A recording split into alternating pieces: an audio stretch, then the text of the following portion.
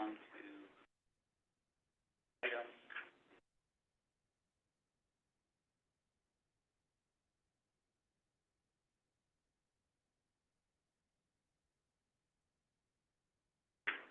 minutes. I'll make the motion. I'll second.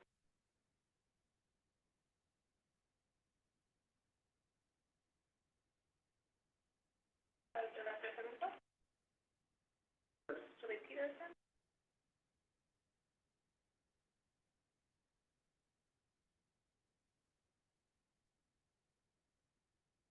On to item number 2, financial performance for January.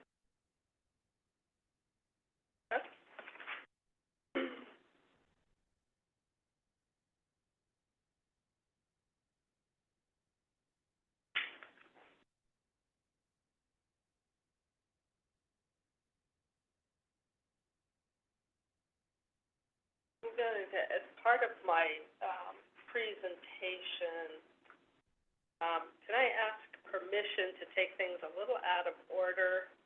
Because I'd actually like to talk about the restated financials for 2023. I have it kind of at the end of my PowerPoint, and then just do the amended articles of incorporation last.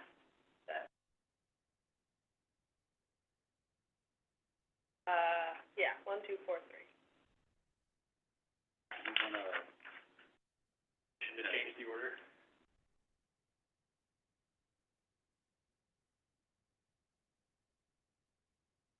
That is my motion. Do we have a second?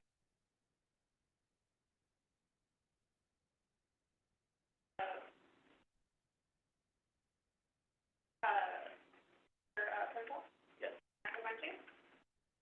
Yes.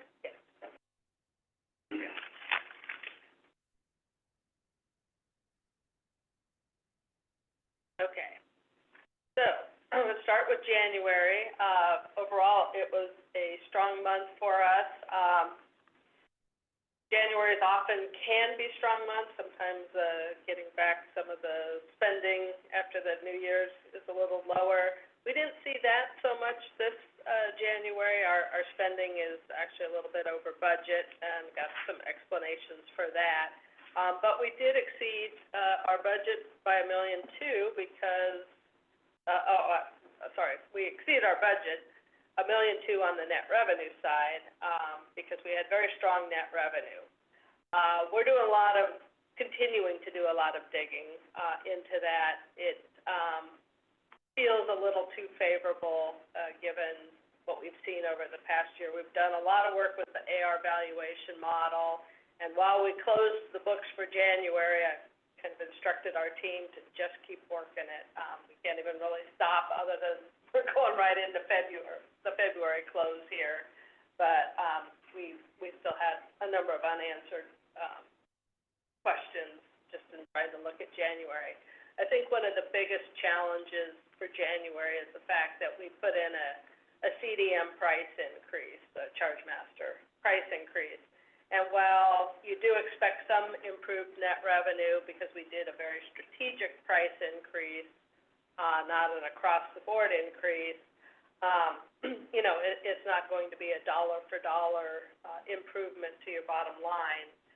We did see it in the gross revenue. We definitely saw higher gross revenues, much as what we had budgeted and expected.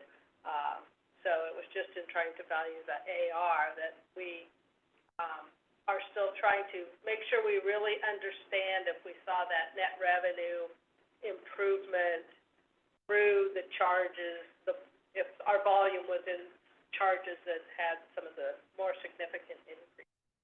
So there's still analysis to be done on the charge increase piece. We are continuing to see higher bad debt. One of the other things I'm going to talk about later in the slides is just a little bit of the work that we're doing between bad debt and contractuals. We have a little bit of a mismatch in our budget, and that's just going to be an explainable variance. It doesn't have a bottom line impact. It's just a shift between contractuals and bad debt. But, you know, we certainly saw it this month. We are seeing some growth in the uninsured population, primarily on the outpatient side, coming through the ED. Labor expenses, we were within our budget there. That was good. That being one of our higher expenditures, as well as the fact that January had a few holiday impacts too. We had a very large supply increase. We have had some surgical volume increase over the past few months, and there should be a little bit of lag in some of those charges, invoices getting to us, and even knowing to be accrued. We also had a transaction that just was complicated. I talk about that in a few slides later, but it also impacted the supply expense line. And then one of the things that we learned is that the quality assurance fees are significantly higher in Quaff 8 than they were in the previous cycles that we had last year, which was kind of a combination of 6 and 7. There is still more money to come to us because that's how the Quaff works, but the fees were higher than we anticipated in the budget, and that was the budget or the actual program being delayed and not being approved until late December actually meant that we under budgeted those fees. But good news is we also under budgeted some of the revenue, so I will talk about that later. Next slide. So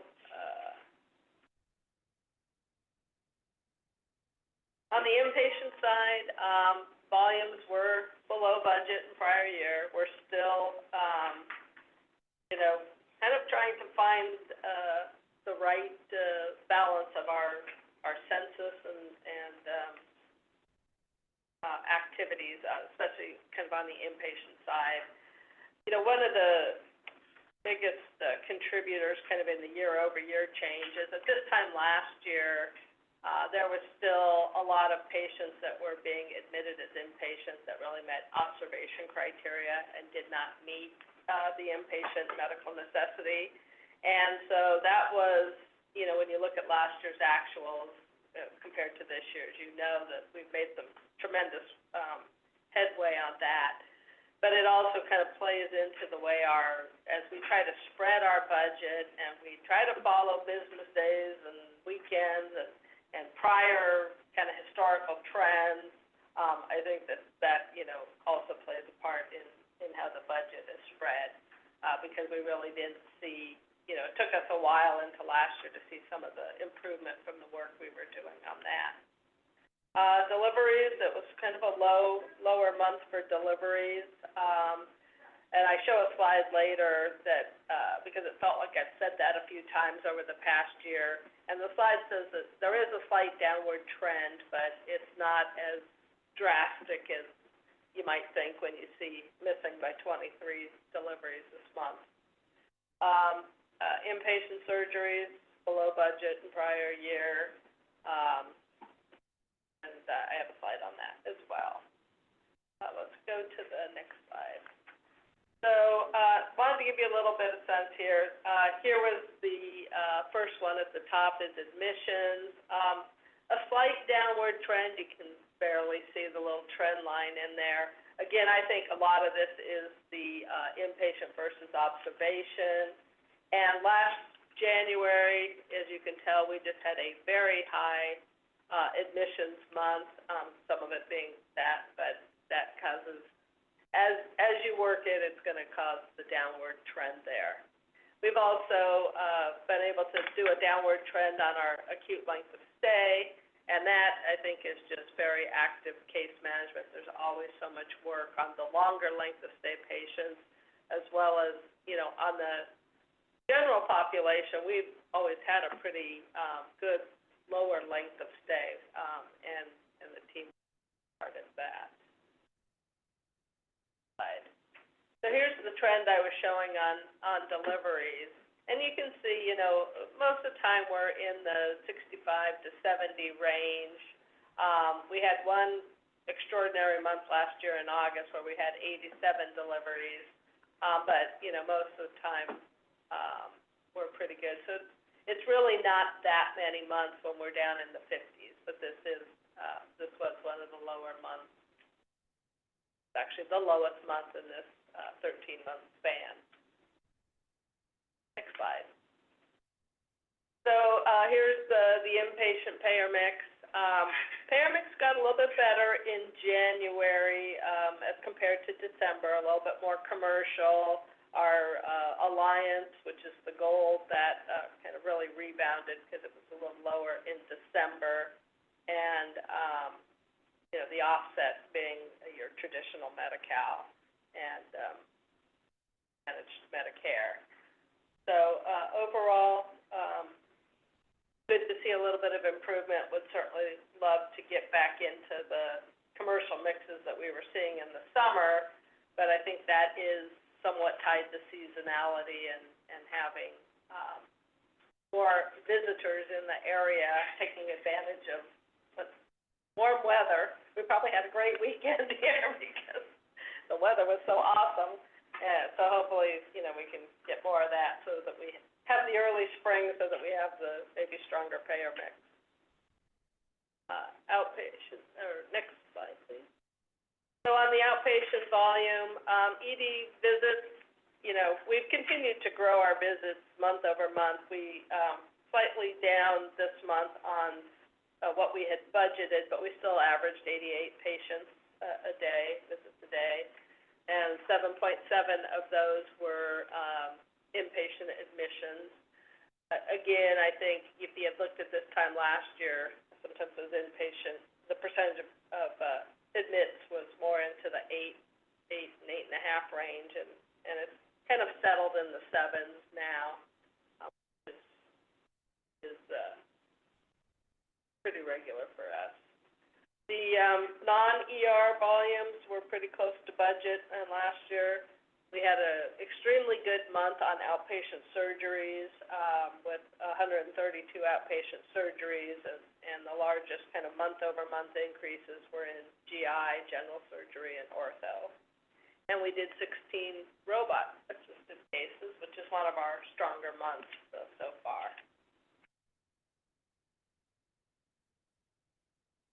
Just a quick look at how outpatient visits trended, the bottom being the non-ER and the blue being the ER visits. You know, we still tend to be pretty close to, you know, 50-50, 48-52 percentage-wise. Next slide. Yeah, I do the same thing with surgeries, the bottom orange being inpatient and the blue being outpatient. And, you know, we've had some good, you know, the last 4 months or so have been pretty strong outpatient surgery volume, and so that is always a good thing for us. And here's a quick look at the outpatient payer mix. It was fairly stable, not a lot of change month over month. The biggest one is that if you look at that very top green, you can see that over the course of the year, we are starting to see a little bit more and more self-pay uninsured in the ED. Okay, let's stop there for a minute. Next slide. We can go to the next slide. And I just stop before I jump into some other related topics, but take any questions.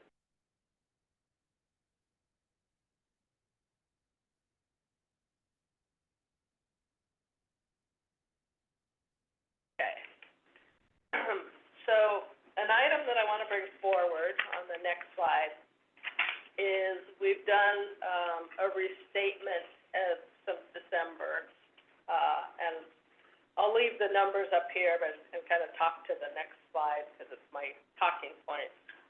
You know, generally as we were going through to close January, a few things were popping up, and you know, I looked at it and said, gee, we really should have posted these things in December. These are really transactions related to 2023.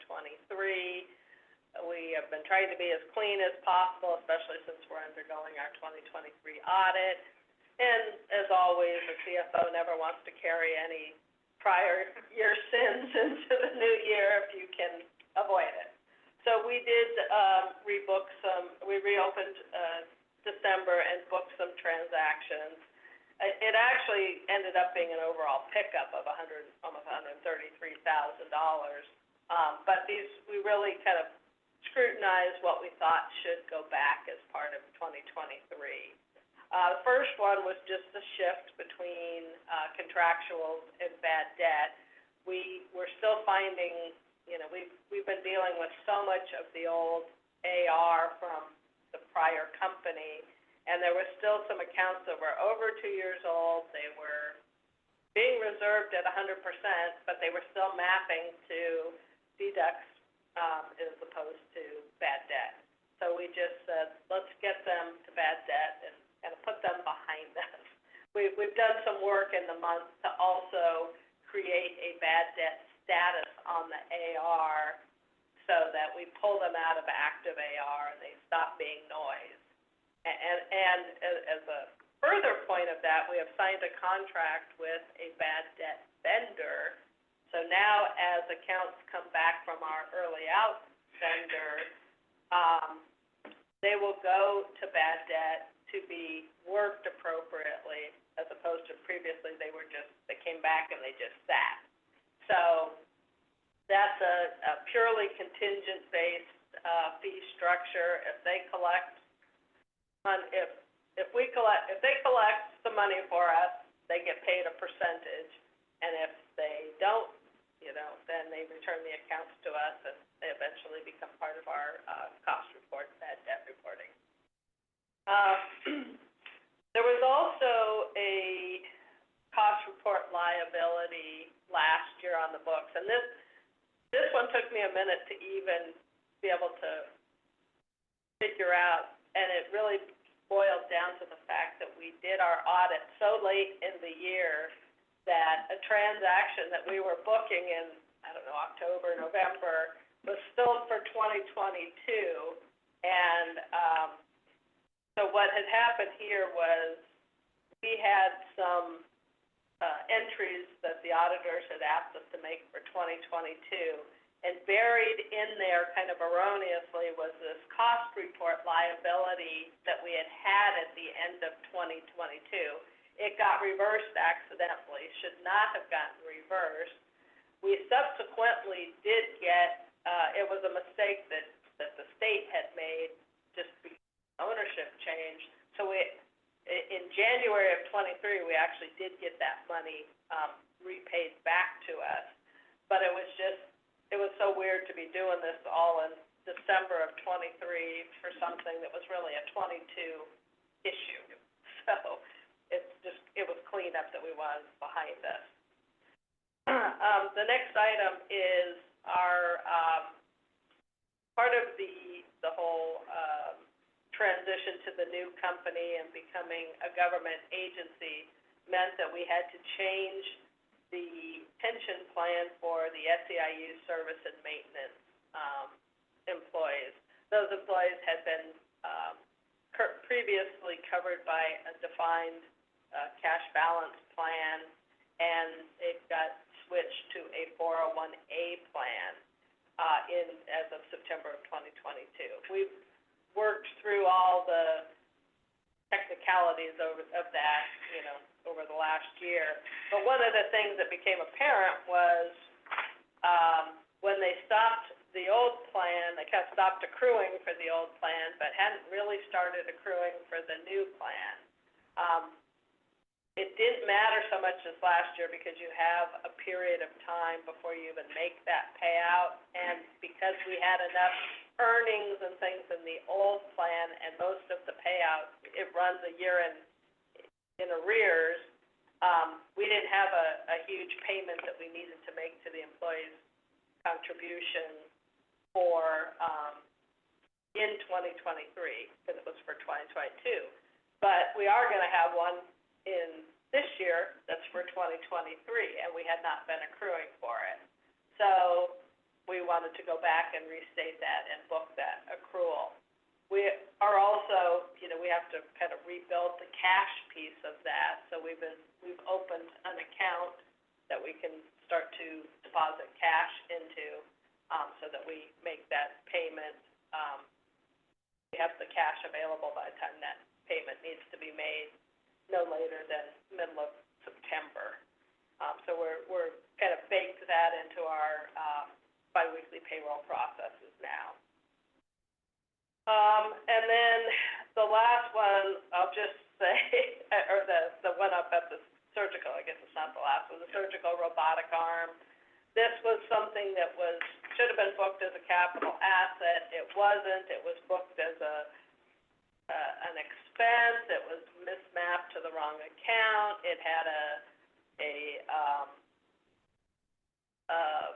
rebate that was associated, so there was like multiple transactions to untangle to get this right, but ultimately we needed to correctly account for the item as a capital asset and book some depreciation and clean up some of the other accounts that had been housing this item.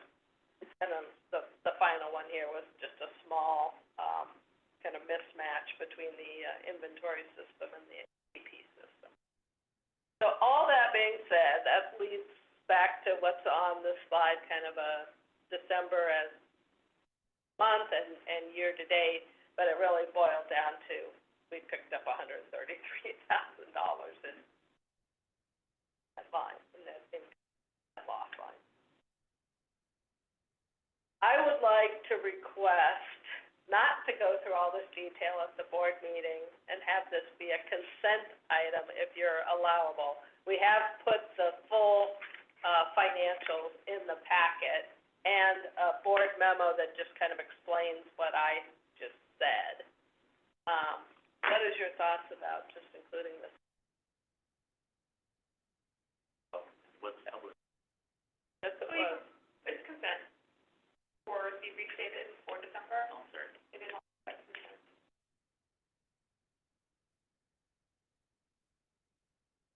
That's what I thought. I mean, I don't have a problem explaining it, but I'll try to make it shorter if I have to. It is on consent. Yeah.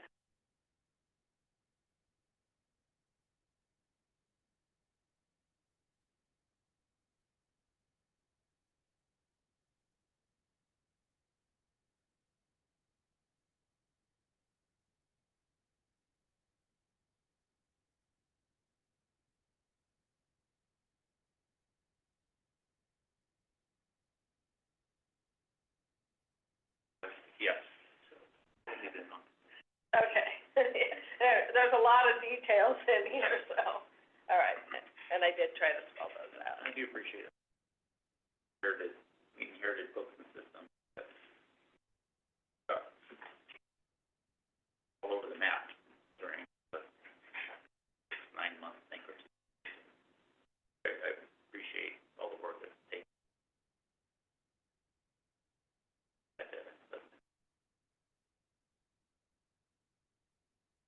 Yeah. Thank you for that. So we're getting a pretty good handle. Well, you're about to take me right into my next slide. So this is another thing that I wanted to bring to this, here first, and we can decide if you want me to do this at the board meeting. As we were working through January and working through spreading the budget, working through some of the mismapping that we kind of continued to find, there was a number of items that were already coming up, and I kind of looked at it a couple of ways and ultimately said, you know what, these are explainable variances, but I want to walk you through them. I will touch on them every month this year, but just to give you kind of a highlight of what we're seeing so far. The first one is this whole bad debt versus being contractual. We had, before we had restated the December, we had kind of landed somewhere with bad debt, so that was how we were budgeting. Once we restated it and said, gee, really had about 5% of our net revenue as bad debt. That's probably, while we want to get better than that, that probably would have been a better budget number.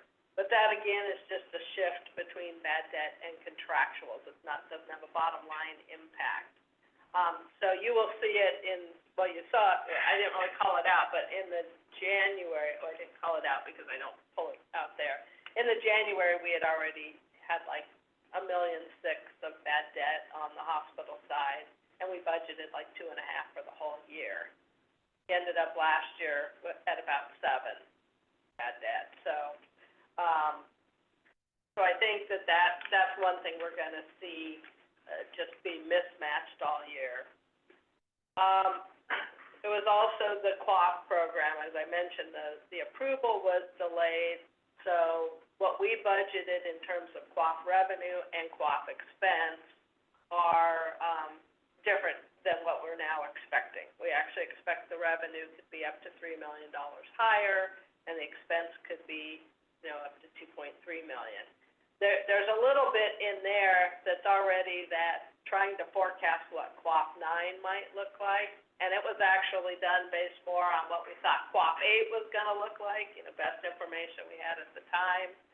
So, depending on if QAF 9 is approved faster than QAF 8 was, we may or may not see all of that. But it hopefully will work out that if they aren't ready to give us the revenue, they also aren't taking the first payment from us. That's how QAF 8 ended up working this year. One of the other things that we didn't get fixed in the budget, but we've been talking about, and so we are going to fix it in the actuals, is the portion of the payment we make to MPT for insurance. It totals almost $1.5 million because it's like $125,000 a month. And it's been booked down below the EBITDA line with the lease payment, and it's really an operating expense. We would be paying that insurance even if we owned the property. So we're going to start booking the insurance portion of that above the line. So that's going to be a mismatch, which I'll show you in a minute the impact it has on the EBITDA line.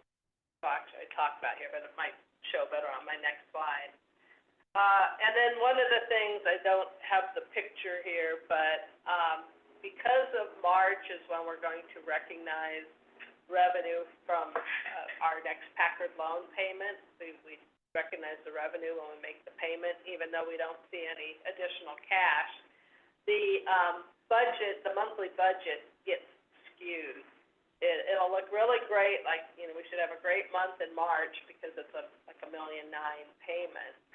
But it also, when you try to spread a budget that was basically a break-even EBITDA budget, when you try to spread that little bit of a loss over 11 months with one big spike in the middle, it makes every other month look like it's going to be more of a loser than we might have anticipated when we just say we're going to, play for a break-even budget.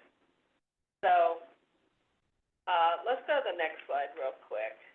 This is just to try to show you everything I just said in numbers, and I'll just kind of highlight that you can see that I switch bad debt by increasing the bad debt provision and decreasing the deductions. I add some QAF revenue, everything else basically the same, but I end up, about $3 million more revenue.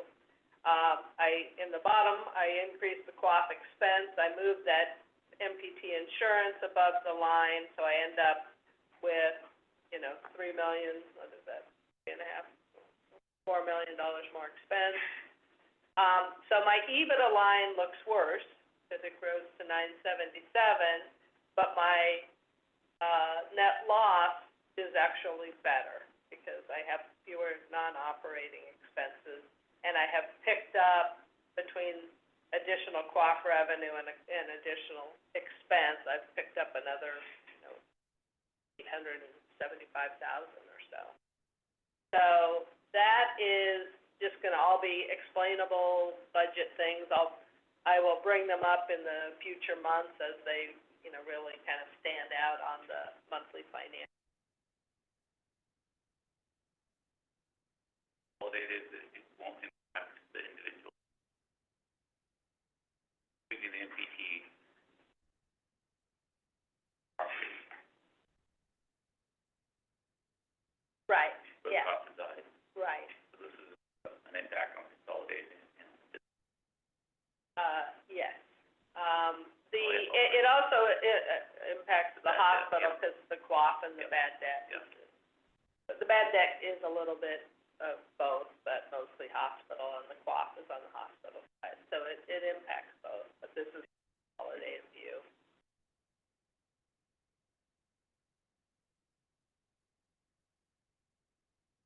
My question for you would be, how much of this you want me to share at the board versus just kind of dealing with it month by month as it comes up, as it.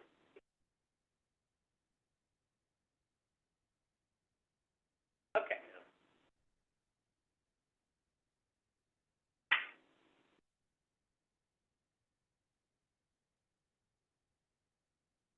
Great line of balancing how much will describe it. Conversation in the beat.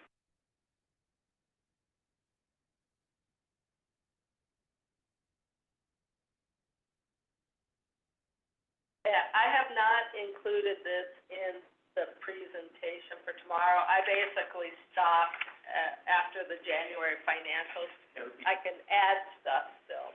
no, I think that would be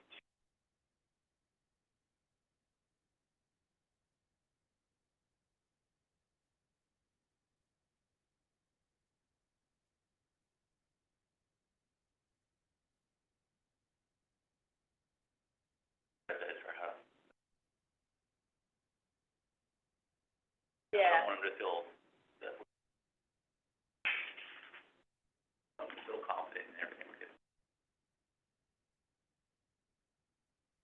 that, I'm perfectly fine with that, and I do think, most of this will probably come up from month to month.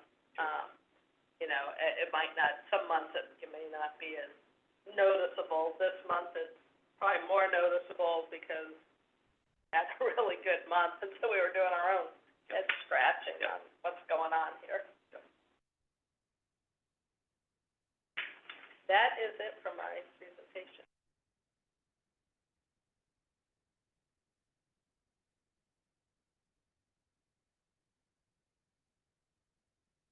It's going back to,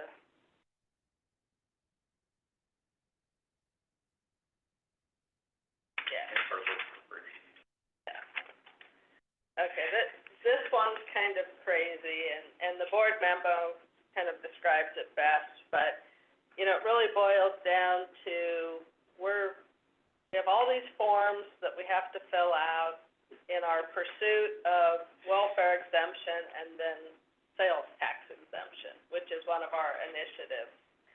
And so as we were doing the organizational clearance certificate, it got rejected, and it got rejected because there was this section, that's kind of standard section, that didn't comply with tax regulation. And there was a whole story behind how it happened with a new automation from the state. And so, anyway, the fix is to amend the articles of incorporation, resubmit them to the Board of Equalization, and then when they accept them, then we can continue our journey towards welfare tax exemption, sales tax exemption. So the wording is pretty, it's really meant to make a couple sections more specific. The one being the section,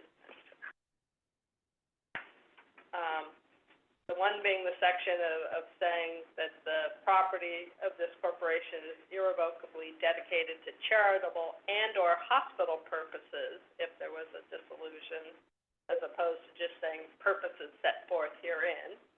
And then the other section talks about it being, again, more specific, that it would inure to the benefit of the healthcare district, which is a governmental agency, as opposed to just saying it would go to some nonprofit.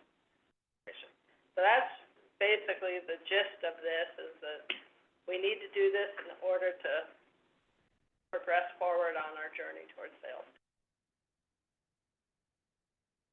Stronger support item in the